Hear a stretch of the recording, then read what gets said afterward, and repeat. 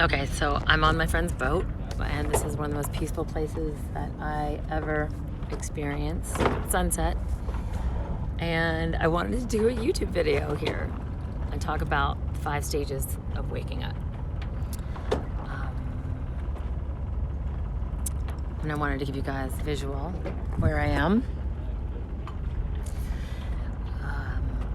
And I think that most of the time I'm getting a feeling from people that are close to me lately, they're at a place in their life where it just feels weird, like nothing's working anymore. And I know I've got a couple people saying, oh, midlife crisis, blah, blah, blah. It's not crisis, it's opportunity. I look at it as opportunity. Whenever there's a new chapter, I think, oh, this is awesome. What is it going to challenge me to be? But I did read something online about the 5 stages of waking up, and I wanted to quick tell you what they are. So here it goes. There are 5 stages of awakening. I think when you really understand each stage and where you are on the journey, you can actually recognize the signposts along the way, and you can avoid whatever pitfalls. Unless you're in stage 1, you just don't care. So I read this and I thought, well, this is really interesting because this is sort of like a guide to tell us what stage we're at. I thought I was like stage at least 4.5. Apparently I'm not. So from what I've read, it says the stage 1 of awakening, the very first stage, is like this subtle awareness of something more begins to grow, right? Stage 1 of awakening, where most of us are asleep. The thing is that when you're asleep, you don't know you're asleep. We're entrenched in like this mass consciousness, and you're just going through the motions of life. Just following the rules and the cultures and laws and the land, and you don't usually question anything, or don't even look to seek answers, which is why whenever I meet someone that's not seeking anything, I'm like, what are you looking for? You're not looking for anything? Aren't you curious about anything? And if they're not, I become disinterested. So the stage 1 is you're surviving, right? Your identities are defining you in what you do, or religion, or culture and society. You might play the victim or the perpetrator. You're basically living off of unconscious programming. And as a result, everything in the world looks black or white. It's kind of like my dad. It's like, it's either good or bad. It's black or white.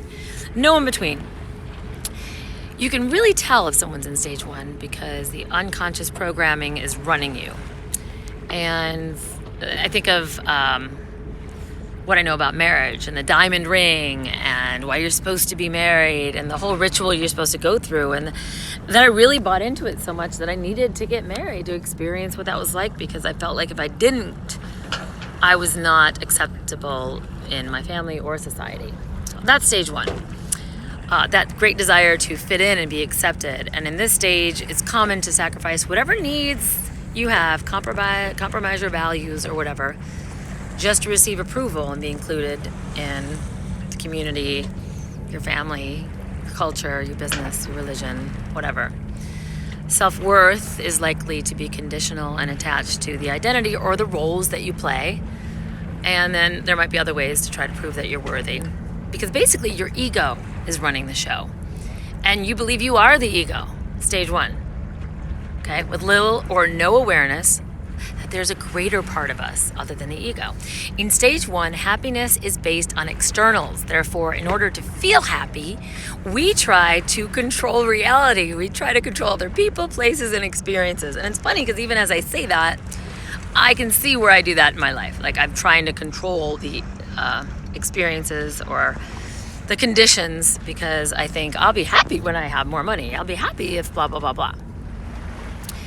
We attempt to control our lives for happiness and security, but it's more than likely that our emotions are going to rule, and our actions and reactions are based on our moment-to-moment feelings, which often change, as we know. Stage 1, you make no connections between your thoughts and your beliefs and your experiences in reality, and therefore, there's no direct ability to consciously create your reality. I think I've dated a lot of people in stage 1. And I think because I relate to stage 1, I try to fix them and go, oh my God, you have to open up and create your world and stop playing victim. But in a sense, why am I lowering myself to stage 1? Whole nother conversation. Despite our unconscious nature, the first signs of awakening happen during this stage, okay? There might be a flash feeling that there's something more, or maybe an inkling of doubt that makes you uncertain about life or reality. For many of us, it was 9/11. Okay, I'm just going to say that. That was, I call it, that was the thing that popped my waking cherry. It's kind of weird. Let's take a look at this for a second. Okay, stage 2 of awakening. This is the stage of questioning. You question doubts that you've experienced in stage 1. You begin to turn that into meaningful questions. The very first signs of movement from unconscious to conscious are experienced. You're like, whoa, I'm questioning this and I'm realizing that Columbus didn't discover America and they might have lied to us about 9/11. Maybe we didn't go to the moon. I'm just saying. Stage 2 of awakening, we experience a growing discomfort in our lives. You can't really figure out what it is, but there's this like feeling that something's wrong or missing. And you begin to like question mass consciousness and the validity of rules and beliefs and laws and why school and why did I, oh say, can you see? Why am I putting my hand over my heart, which by the way is, used to be here and now it's here. Pledging my allegiance when I'm in kindergarten? I had to question that. Things that used to bring us comfort, like religion or traditions, because I used to be a very strict Christian. I memorized what to say to someone that wasn't a Christian to help them realize their misinformation. I was programmed really well. But in stage 2, those things are no longer satisfying. And the places that we once found answers, they don't provide relief anymore. Stage 2, you question your identity. You still hold on to it because you got to continue to prove your worth. And you don't really know yet outside ourselves, or you don't really know where your identity is. And as you question all these roles that we play, you feel lost. You might even feel betrayed by others or life in general. I'll take a break here to just let you know. Love these guys. Love this. Hot men going fast on anything is a blessing to me. And just FYI, boat people wave to boat people. It's like, I'm rich. Oh my God, I'm rich too. People on the 405 don't wave to each other. Like, I'm not in a car waving to someone else ever, unless I need to like cut in front of them before the exit. Stage 2, we may even blame family, religion, culture, government, or the world for our problems. We might even blame specific people for our dysfunctions. Does that sound familiar? My mom's fault, my dad's fault. I was brought up here. I was told this, okay? Stage 2 is victim. As we shift responsibility onto others, we feel powerlessness over our entire lives. We don't realize that to take back the power, we got to take responsibility. In stage 2, you play victim. You know, it's like victim to get to survivor at some point, but we're likely still blaming others and feeling powerless. But here's the great thing about stage 2. You might begin to ask, who am I? Why am I here? Oh my God, stage 2 is important.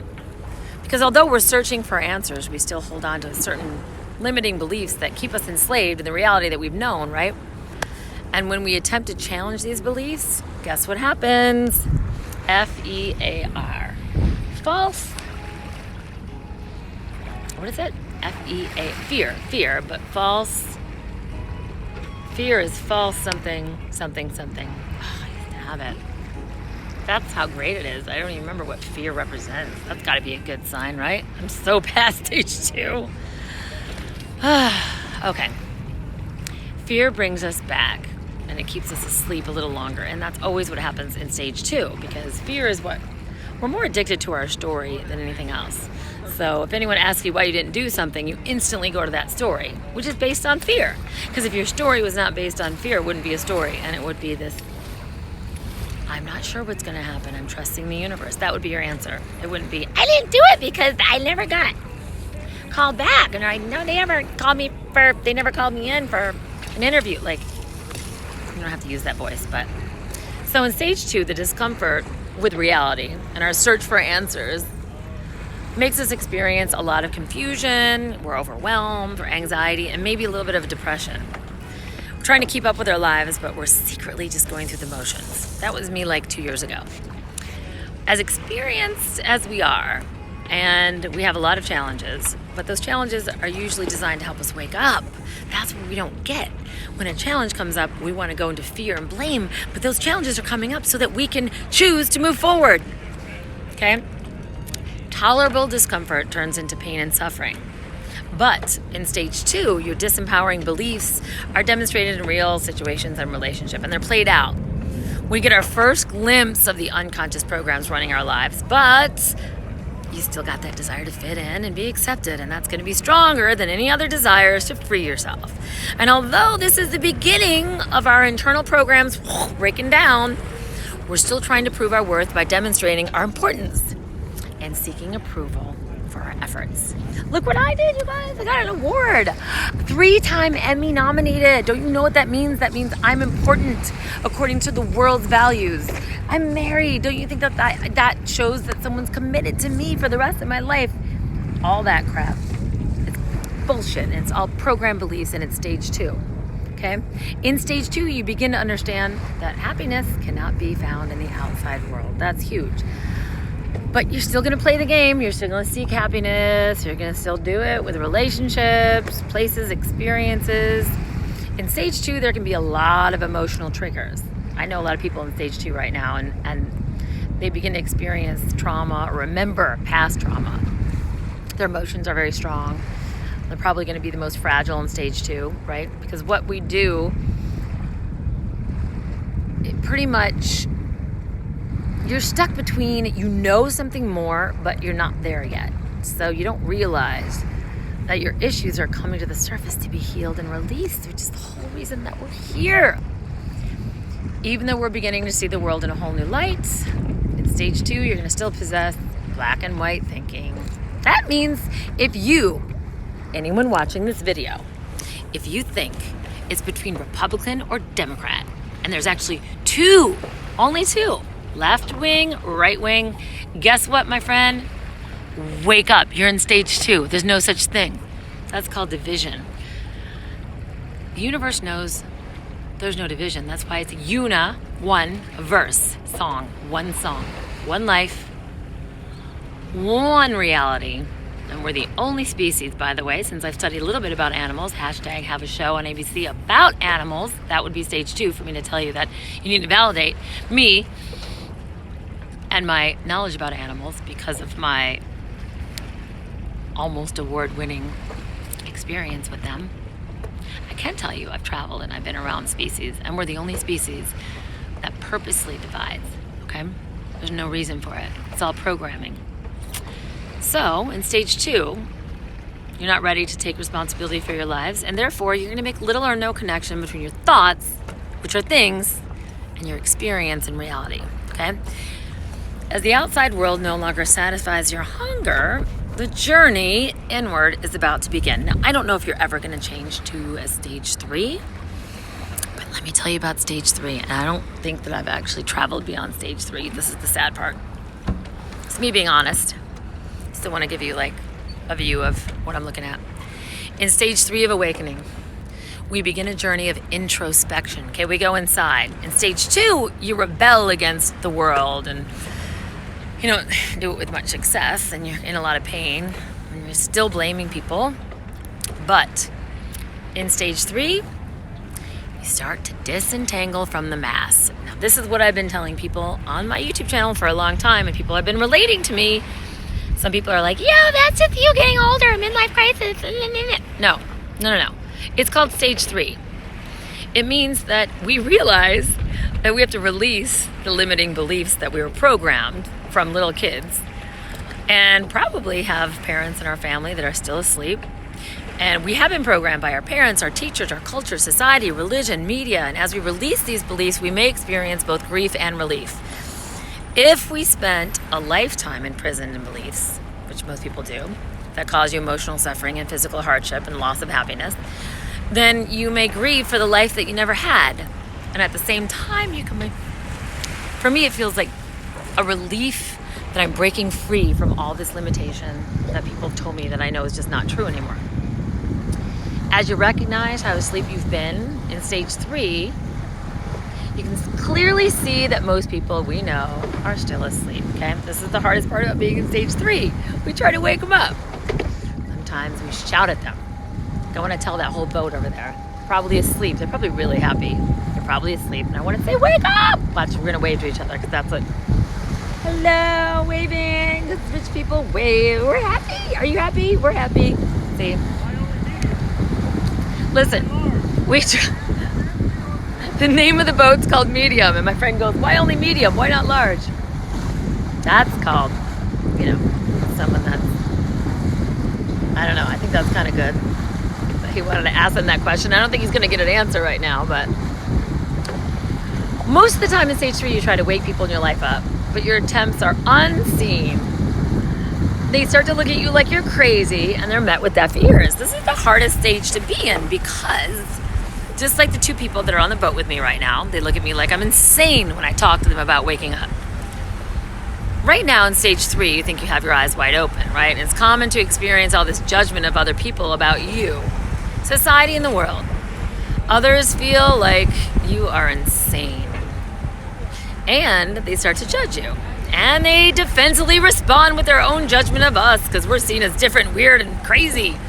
Sooner or later, and the sad part is that we decide to keep our growing awareness to ourselves because we don't want to tell people.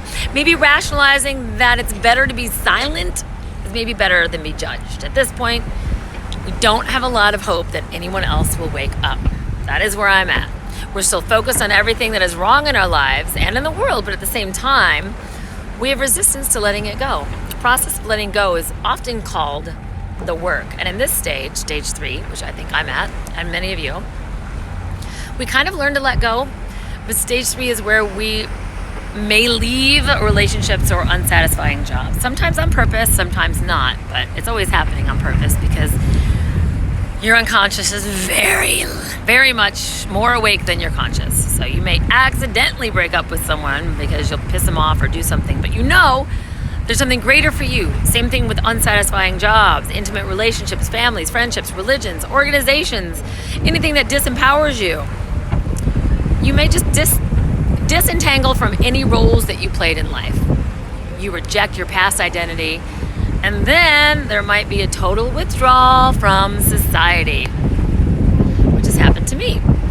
Now, the former model that we usually have of the world is no longer working, and we're no longer seeing the world in black and white or good and bad. That's the weird part. To try to explain to anybody in stage 2 or stage 1 that it's not black or white, or that there's no Republican or Democrat, you can't. I've tried, you guys. I really have, even with some of you, and you don't see it because you're still in stage 2.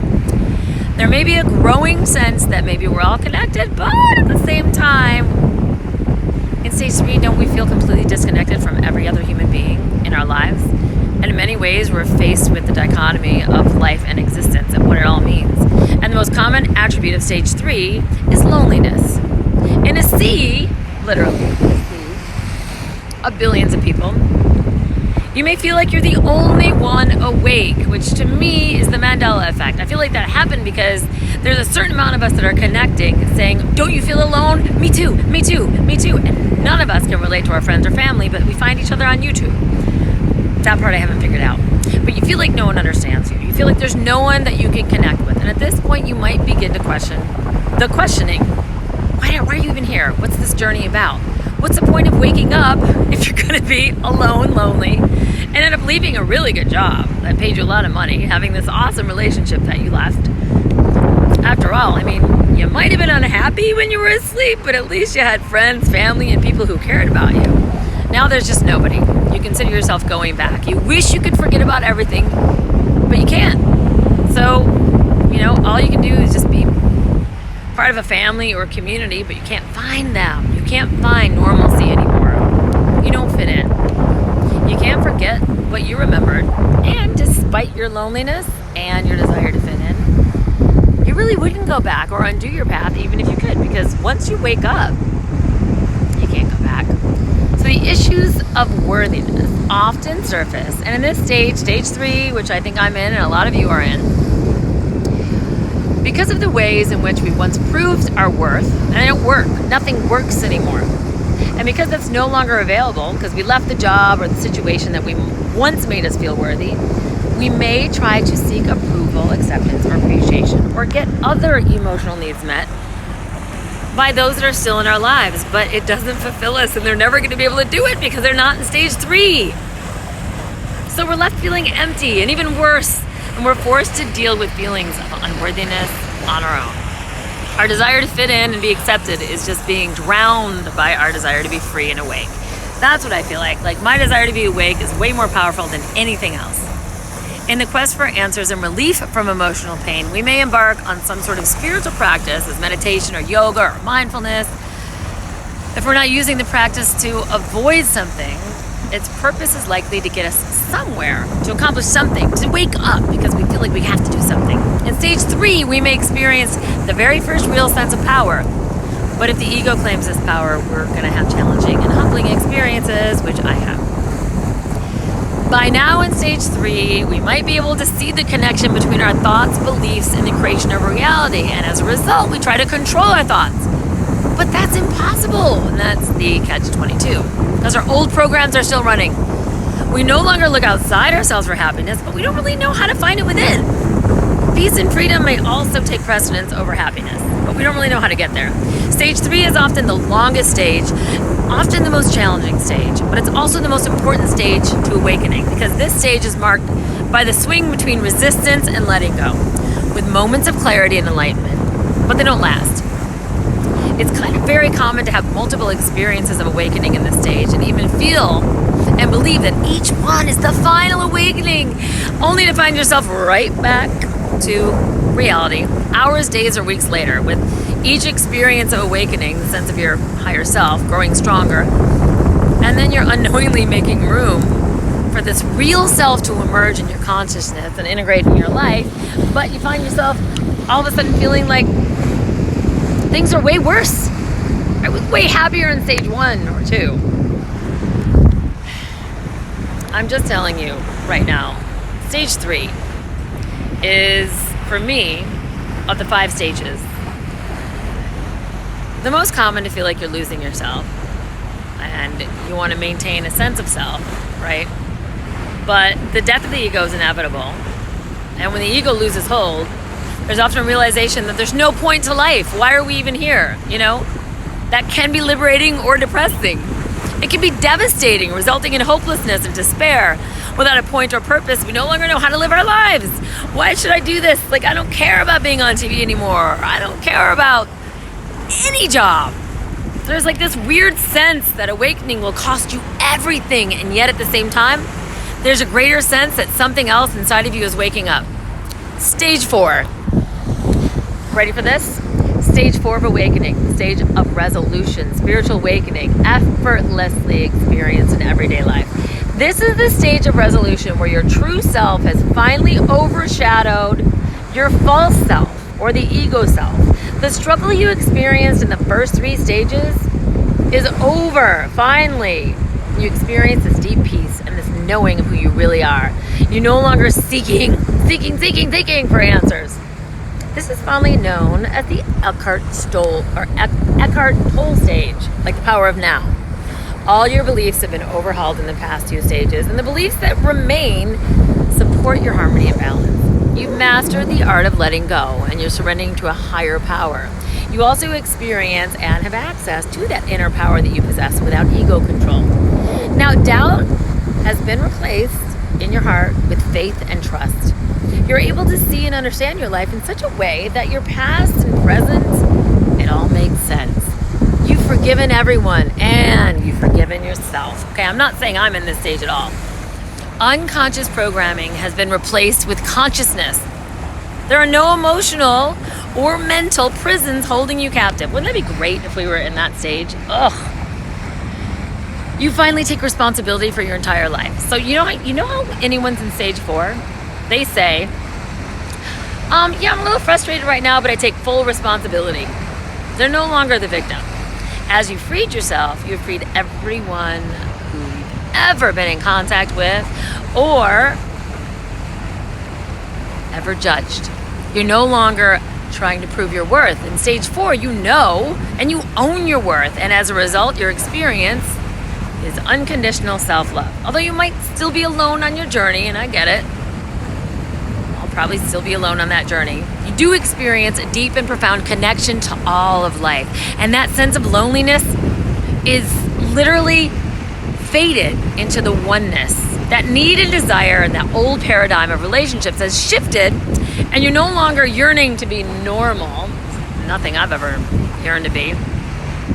You're just allowed to be yourself, exactly who you are, and you don't care. You're not trying to prove anything to anyone. You don't have a need to change anyone, which I guess what I still need help on. You don't want to fix anyone or let them know how they can change their life. Your essence alone wakes people up. You walking into a room being awake changes more people than you telling them exactly what to do. Oh my God, we're gonna get hit by this too. Hey, I got a boat, you got a boat. Let's wave, I know. Isn't that great? You have money and I have money, okay. So in stage 4, you no longer have a need to change anyone or help those that you love wake up. And you're pleasantly surprised that some people that you know are just waking up because you have released the need for them to wake up. Did you hear that? Some people in your life actually wake up because you release the need for them to wake up. All your relationships improve, and the new people who come into your life are way more aligned than even you are. In this stage, you integrate your insights and you develop greater understanding for the journey that you've been on. You may teach, mentor, or share, but you're not going to do it because you feel like you have to, or they need to, or you got to fix them. Only because it brings you joy. And you are guided to do that. Now, you may have compelling desire to support others, of course, help them on their journey. Or you might have no inclination whatsoever. But if you do take the role of a teacher or a mentor or a coach, you don't take responsibility for others. You just empower them to empower themselves. You're not yelling at them to change. You're not saying you have to be this, you have to be different. You're not upset with them because they didn't get it. No. That's stage 3. You take nothing personally in stage 4. Another person's behavior has little or no effect on you in stage 4. During stage 4, it's very common to have some sort of spiritual practice, of course, such as meditation, yoga, mindfulness, but not because you're trying to get somewhere or get something, but rather because it just feels good. It's just natural. It's just natural expression, right? You may also experience increased intuition and the ability to access infinite intelligence, as if you might have direct line to ultimate information. You've met those people, right? This stage is marked living in the moment. That's why it's called the Eckhart Tolle stage. It's the power of now. Dude is so boring to listen to. I love his books, but when he talks, I fall asleep instantly. It's like he's got this hypnotic German, boring, monotone voice. In stage 4, you have made peace with the realization that there's no purpose and point to life, and as a result, it is effortless to live in the present moment. Your love for life and all living beings overflows unconditionally with gratitude and appreciation. And that's just a common state of being, as you're just grateful for everything. The concepts of good and bad, they've dissolved, and yet you have the full knowing that inside everyone and everything is love. You take stock of yourself, you realize that you're still you're free from ego control, and no authentic parts have been lost in the journey to awakening. Your personality may be kind of the same, but you're likely to be more easygoing and lighthearted and maybe laugh at things. Well, I got that part down. Either you have found a livelihood that is aligned with who you are, or you've made peace with your present day livelihood. Intentional manifesting, authentic choice, and truly letting go. Let me say that. Intentional manifesting, authentic choice, and truly letting go. There's no thought of happiness because you no longer need anything to make you happy. You have realized that the secret to happiness is living in the moment, and is now easy to be present all the time.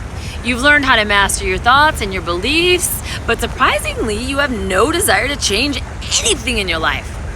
Although you likely experience a full range of emotions, I mean, you're not dead, you're not a robot, but emotions don't control you, they don't rule you, and they don't rule your choices or affect your relationships. Your higher self has integrated into your entire body, and you live your life as this real self.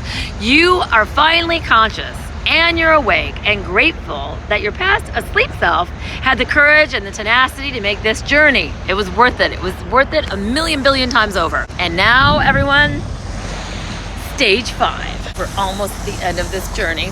As the sun sets, can you see? Stage 5 of awakening, the stage of conscious creation, the ability to consciously create one's life from the awake state.